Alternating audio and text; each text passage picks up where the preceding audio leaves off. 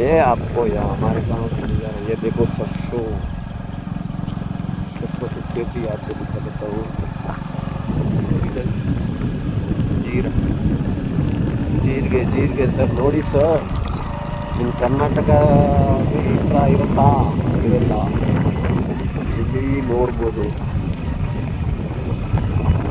Hello ಗೊಂಬೆ, ಓ ಪಪ್ಪಿ, ಬಚ್ಚು ಬಚ್ಚು ಬಚ್ಚು.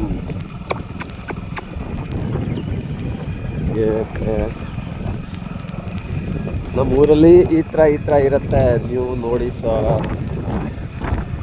ಎಷ್ಟು ಚೆನ್ನಾಗಿದೆ. ಇಲ್ಲಿ ನೋಡಿ, ಇದು ನಾನು ನಾನಿಲ್ಲಿ 1 ಎಕರೆಯಲ್ಲಿ ಮಾಡ್ತಾ ಇದ್ದೀನಿ ಫೀಲ್ಡಲ್ಲಿ. ಮತ್ತು ಈ ಥರ ಕಲ್ಲಿರುತ್ತೆ ನೋಡಿ. ಇದು ಎಲ್ಲ ನನ್ನ ಪಾಪು ಹಾಯ್.